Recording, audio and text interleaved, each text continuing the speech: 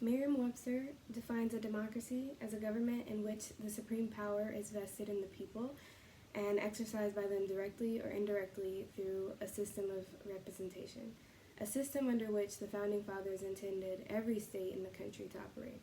However, the state government of Texas deviates from this definition in two ways.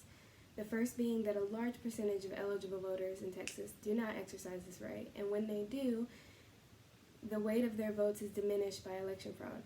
The second way is that supreme power is not vested in the people, but in money, which buys the loyalty of government employees, thereby influencing policy so that it solely fulfills the interests of the policymakers themselves. Therefore, operationally, Texas cannot be considered a democracy. Voter turnout in Texas, like in many other states in the Union, is significantly low.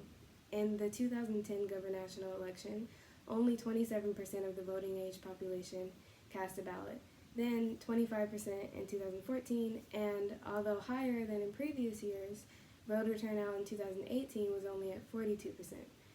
With such a small fraction of the population voting, Texas cannot be considered a state wherein the people exercise their supreme power through representation. Rather, it is a state where only some people are represented, particularly those who are white and of a higher socioeconomic status.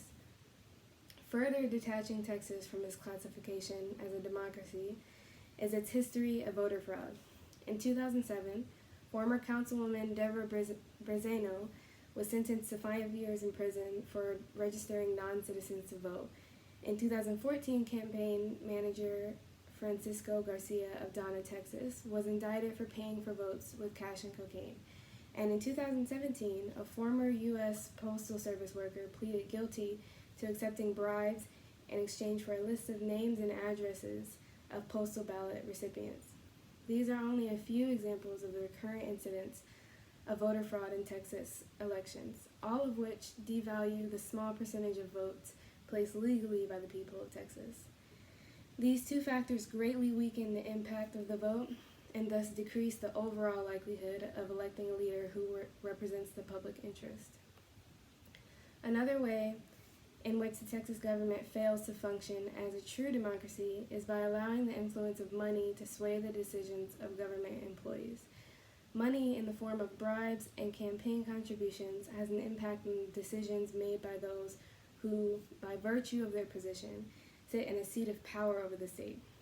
For example, one former senator, Phil Graham's top campaign contributors throughout his entire career were companies within the oil and gas industry.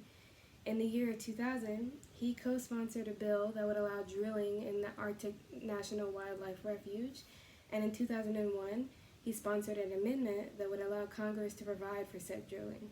It is possible that these are coincidental. However, with such recurring correlations between campaign contributions and the voting records of government employees, how can the voter be sure that the decisions of their elected representatives are not biased towards contributors? Likewise, this influence can be seen at lower levels of government, such as in the case of former Richardson, Texas Mayor Laura Maxa. In 2019, she was found guilty of bribery for accepting over $82,000 from a land developer, Mark Jordan, in exchange for supporting and voting repeatedly in favor of controversial zoning changes that would benefit Jordan's business. This is another one of the many examples of money persuading a government official to prioritize theirs and their contributors' interests over those of the public. Texas may be a democracy on paper, but practically it bears closer resemblance to an oligarchy. With few people exercising their right to vote, dilution of the voting impact due to incidents of voter fraud, and the strong influence of money on the voting decisions of government officials, supreme power is not vested in the people, and it is unlikely that their interests are being truly represented in government.